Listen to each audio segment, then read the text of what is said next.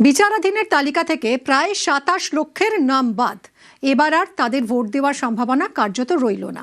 Supreme কোর্টের প্রধান বিচারপতি সূর্যকান্তের মন্তব্য, ট্রাইব্যুনালের ওপর চাপ তৈরি হলে বিচারে তার প্রভাব পড়বে। ট্রাইব্যুনাল চালানোয় সমস্যা তৈরি হবে। বিচারাধীন ছিলেন ৬০ লাখ, এর থেকে বাদ যায় ২৭ লক্ষের নাম। এই ২৭ লক্ষের এবার ভোট দেওয়ার সম্ভাবনা কার্যত আর রইল না। সোমবার সুপ্রিম কোর্টের প্রধান বিচারপতি সূর্যকান্ত বলেন, ট্রাইব্যুনালের ওপর চাপ তৈরি হলে বিচারে তার প্রভাব পড়বে। ট্রাইব্যুনাল চালানোর প্রশ্নে সমস্যা তৈরি হবে। এদিন নির্বাচন কমিশন এবং রাজ্য প্রশাসনকে প্রধান বিচারপতি নির্দেশ দেন, জুডিশিয়াল অফিসারদের যে নিরাপত্তা দেওয়া হচ্ছে তা যেন প্রত্যাহার করা না হয়। আদালতের অনুমতি ছাড়া অথবা গোটা নির্বাচন প্রক্রিয়া শেষ না হওয়া পর্যন্ত নিরাপত্তা দিতে হবে। শুনানিতে আইনজীবী কল্যাণ বন্দ্যোপাধ্যায় বলেন, আমরা বলছি বিচারাধীন কেস এখনো পেন্ডিং রয়েছে।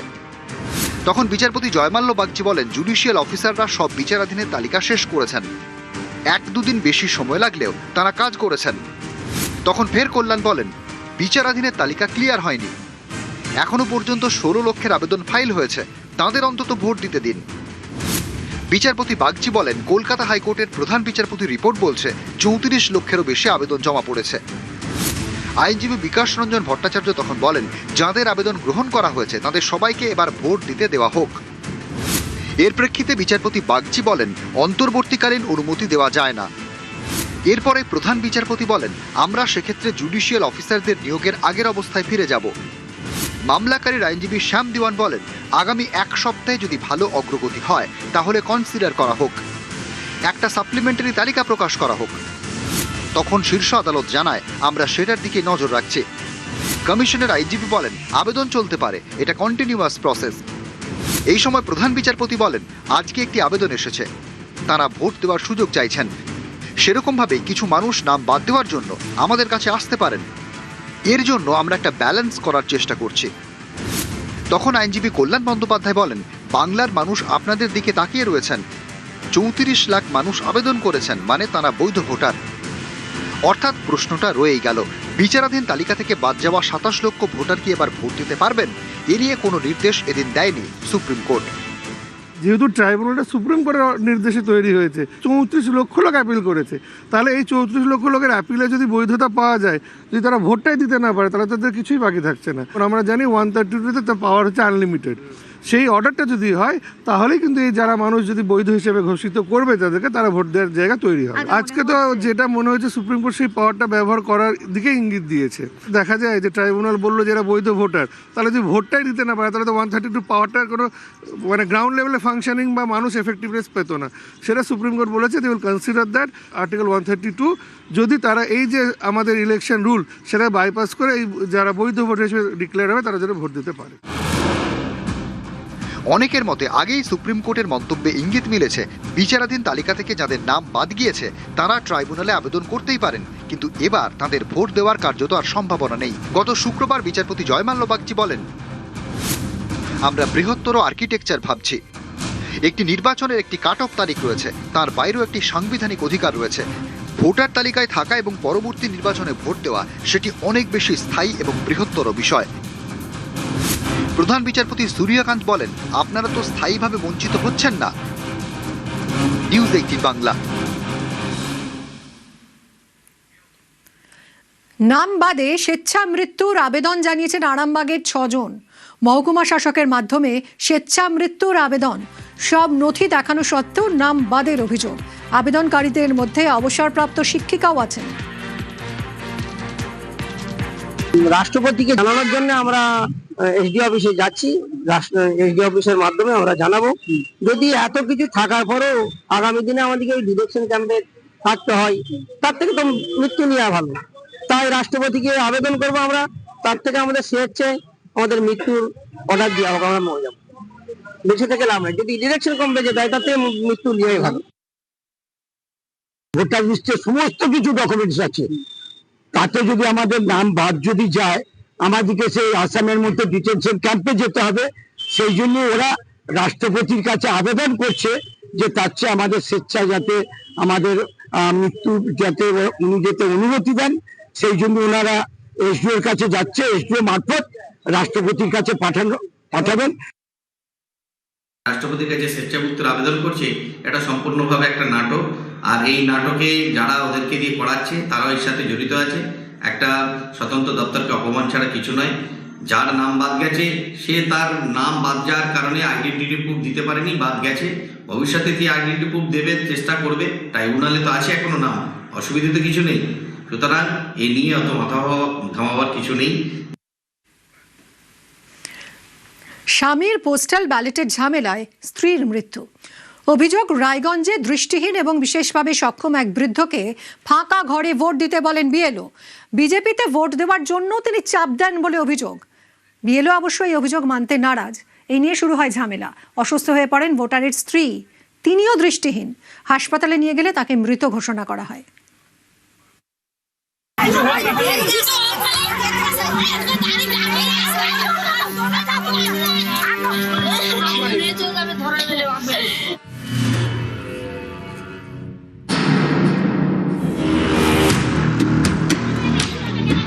তেইশে এপ্রিল রায়গঞ্জে ভোট।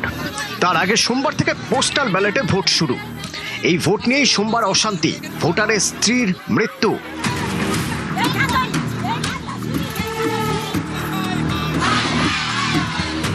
রায়গঞ্জ বিধানসভা এলাকার মারাইকুড়া।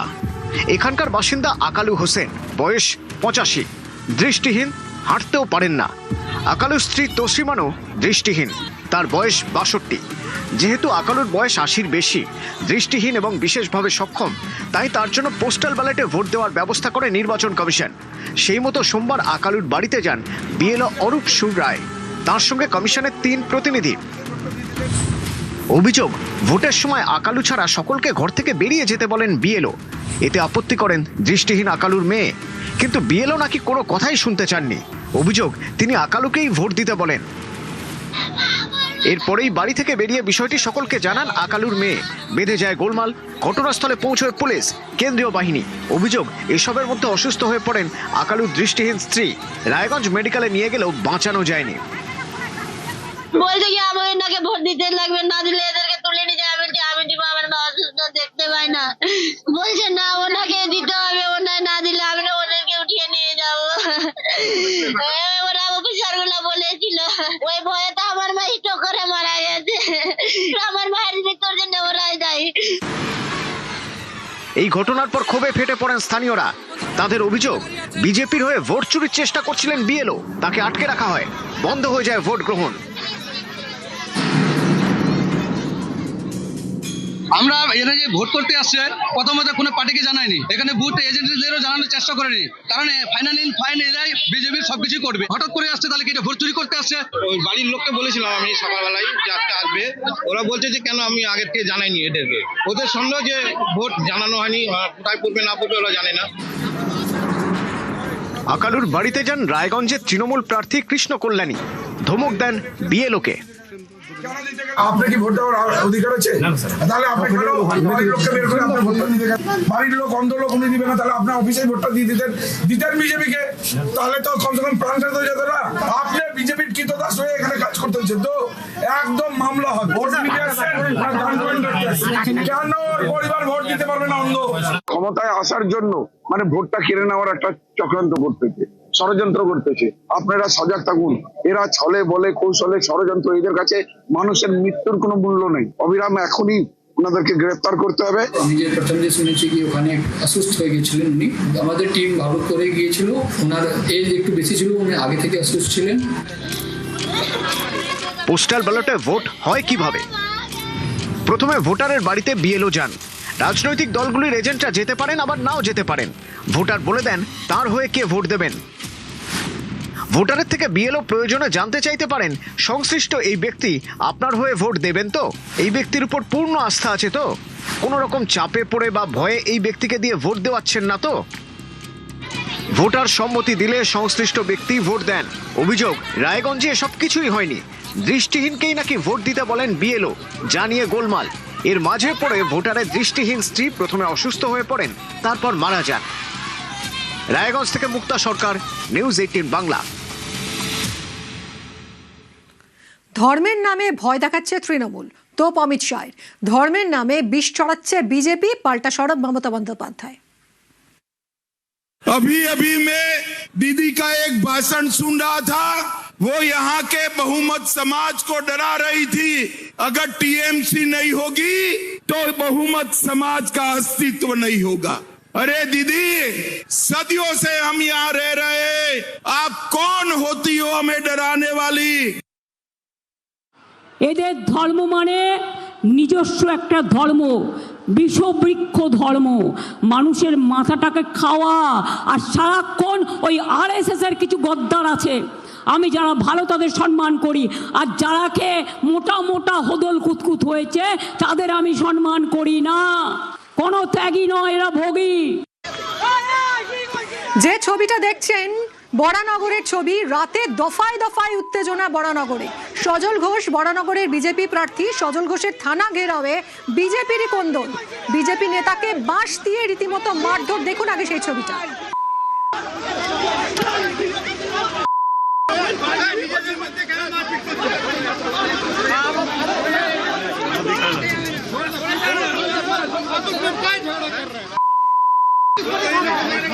কথা বলবো সুবীরের সঙ্গে। সুবীর, কি ঘটেছিল এই যে দুপক্ষের মধ্যে হাতাহাতি? এরা কারা?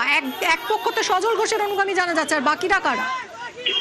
দেখো, বরানগর থানার সামনে যখন সজল ঘোষ তাদের অনুগামীকে নিয়ে থানা ঘেরাও করে বিক্ষোভ দেখাচ্ছিলেন, সেই সময়ই অন্য আরেক বিজেপি নেতা রাজীব মিশ্র, তিনি বিজেপি কেএনএসজি জেলার তিনি হচ্ছে সহসভাপতি ছিলেন প্রাক্তন, এবং তিনি যখন কর্মী সমর্থক নিয়ে সেই থানা ঘেরাও কর্মসূচিতে যোগদান করেন, তখন সজল ঘোষের যারা অনুগামী রয়েছেন তাদের থেকে 7 থেকে 8 জন রাজীব মিশ্র বিজেপি নেতা তার অনুগামীদের উপর চড়া হয়, এবং প্রথমে থানার সামনে হাতাহাতি হয়, মারপিট হয় প্রকাশ্যে। তারপর সেখান থেকে চলে যায় তারা সজল ঘোষের নির্বাচনী কার্যালয়, অর্থাৎ গোপাললাল ঠাকুর রোডে যে নির্বাচনী কার্যালয়, সেখানে চলে যায়, এবং সেখানে গিয়ে সেই কার্যালয়ের ভেতরেও দুই তরফের মধ্যে কিন্তু মারধর করা হয়, এমনটাই অভিযোগ করছেন বিজেপি নেতা রাজীব মিশ্র।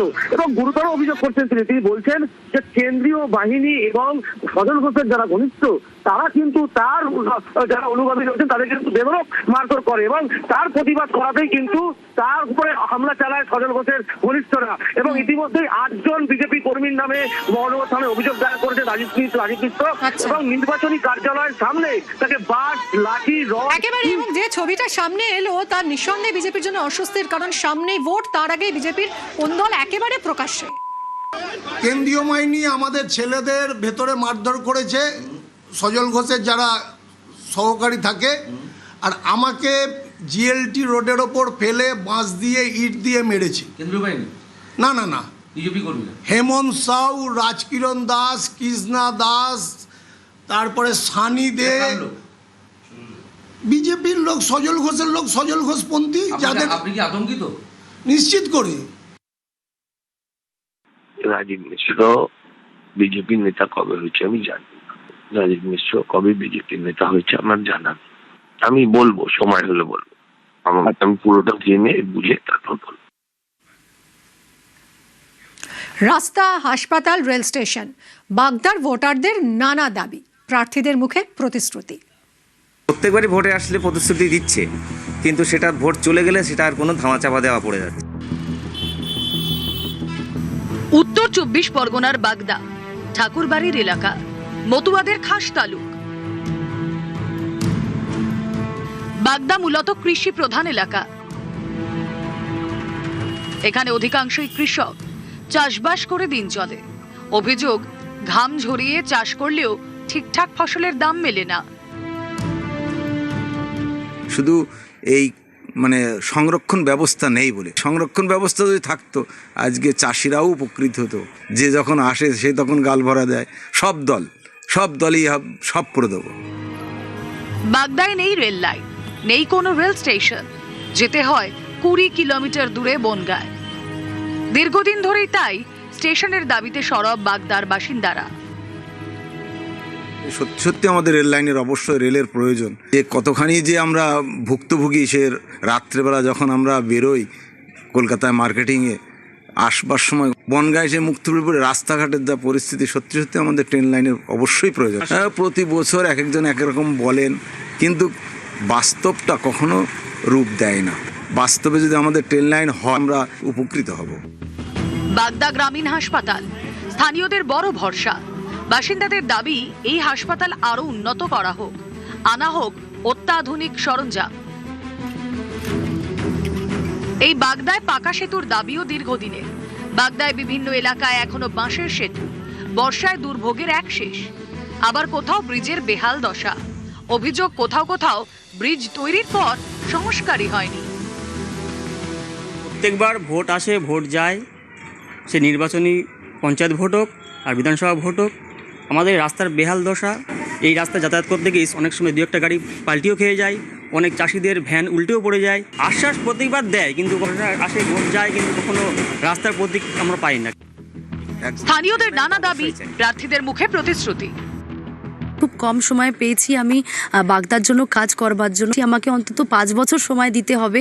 সে ডিমান্ডগুলো চেঞ্জ করবার জন্য তো আমাকে সুযোগ দেওয়া উচিত। আমি আগামী দিনে যদি 26-এ ওনাদের সকলের আশীর্বাদ নিয়ে আসতে পারি, প্রত্যেকটা মানুষের চাহিদা আমি পূর্ণ করতে চাই, এবং রেল লাইন যেটাও হয় সেটাও যেন করবার চেষ্টা করব আমি 5 বছর। 1.5 বছরে যদি ব্রিজ আমি 3টে স্যাংশন করতে পারি, 5 বছরে তো আরও বেশি হয়তো আমি স্যাংশন করবো। আরও যেটা ডিমান্ড আছে আমি সব পূর্ণ করব। এখানে যখন বিধায়িকা হয়ে আসব, তো এখানে প্রথম কৃষির যে বিষয়টা সেটা যেরকম নজর রাখবো, তার পাশাপাশি যাতে এই জল নিকাশের ব্যবস্থাটা সব থেকে গুরুত্বপূর্ণ। কোলেস্ট্রল থেকে শুরু করে মৎস্য চাষ করে সেটা যাতে সুন্দরভাবে ক্লিয়ার হয় সেদিকে খেয়াল রাখবো। মানুষের উন্নয়নের সাথে এই হাসপাতালটা কীভাবে ডেভেলপ করা যায় তার দিকে নজর রাখবো। আমি যে মালিপোতায় গিয়েছিলাম, সেখানে একটা বড় সমস্যা আছে ব্রিজের, যেটা মানে একদম গুরুত্বপূর্ণ যে ব্রিজ, সেইটাই প্রথমে কাজ করব। বাগদার মানুষের সেন্টিমেন্ট যেটা নিত্য প্রয়োজনীয় রেলপথ, কৃষিভিত্তিক এলাকা, সেখানে আবশ্যিক কোল্ড স্টোরের প্রয়োজন। বাগদার একটা মাত্র রুরাল হসপিটাল স্টেট জেনারেল রূপান্তরিত করা আজ পর্যন্ত কেউ রূপায়ণ করতে পারেনি। রাস্তাঘাট, বিভিন্ন নদী নালাগুলো যেভাবে শুকিয়ে যাচ্ছে, আগামী 4 তারিখের পর আপনার বাগদার মানুষের ভূমিপুত্র হিসাবে যদি কংগ্রেসকে আশীর্বাদ করেন, 4 তারিখের পর থেকে রূপায়ণের জন্য প্রাণপণ চেষ্টা করব। উত্তর 24 পরগনার বাগদা থেকে অনিরুদ্ধ কীর্তনিয়া, নিউজ 18 বাংলা। ডেবরায় ভোটের ইস্যু তিলাপাটনা পিকনিক স্পট। কাঁসাই নদীর দ্বীপ তিলাপাটনায় পিকনিক স্পট। শীতের মরশুমে পর্যটকের ভিড় তিলাপাটনায়। পিকনিক স্পটের সংস্কার সৌন্দর্যায়নের দাবি, পিকনিক স্পট সংস্কারের দাবি স্থানীয়দের। অনেকেই তো এলো, অনেকেই তো অনেক কিছু প্রতিশ্রুতি দিয়ে গেছে, কিন্তু এতদিন তো কোনো কিছু তো হয়নি। এবারে দেখা যাক, রাজীব ব্যানার্জি মহাশয় দাঁড়িয়েছেন বিধায়ক হিসাবে, এবারে সেও তো প্রতিশ্রুতি দিয়েছে, দেখা যাক সে কি করে। পার করলে তো হবে না, শুধু আমাদের রাস্তাঘাটটাও দেখতে হবে, যাতে মানুষ আসতে যেতে পারে সুবিধা ভাবে। বসার চেয়ার নেই, জলের সুবিধাটা একটু কম আছে, মহিলারা যাচ্ছে বাথরুম ফাথরুমে নেই, এগুলোর জন্য ব্যবস্থাটা করে দেওয়া হয়। বিধায়ক মশাইকে বলবো যাতে করে দেয় এগুলো। পিকনিক স্পট সংস্কারের আশ্বাস প্রার্থীদেরও। তিলাপাটনা আস্তে আস্তে ক্রমশ জনপ্রিয় একটি টুরিস্ট জায়গা হয়ে উঠছে। বিভিন্ন উৎসবের দিনগুলোতে শীতের সময়ে মানুষ তিলাপাটনার কংসাবতীর ধারে পরিবারকে নিয়ে যায়। একটা জলের ব্যবস্থাটুকু নেই, শুধু ভোট এলেই ওনারা বলেন আমরা এই করে দেবো সেই করে দেবো, অথচ গত 15 বছরে ডেবরার কোনো উন্নতি হয়নি। আমি জানি না, যেহেতু আগে কারা কথা দিয়েছে কি করেছে। আমি নিশ্চিতভাবে বর্তমানে প্রার্থী হিসাবে আমি কোনো প্রতিশ্রুতি কোথাও দিই না, আমি দেবও না এই মুহূর্তে। কিন্তু আপনারা যখন বললেন, এটা আমার মাথায় বিচার্য রইল। আগামী দিনে যদি সময় সুযোগ হয়, মানুষের দ্বারা নির্বাচিত হলে আমি নিশ্চিতভাবে এটা বিবেচনার মধ্যে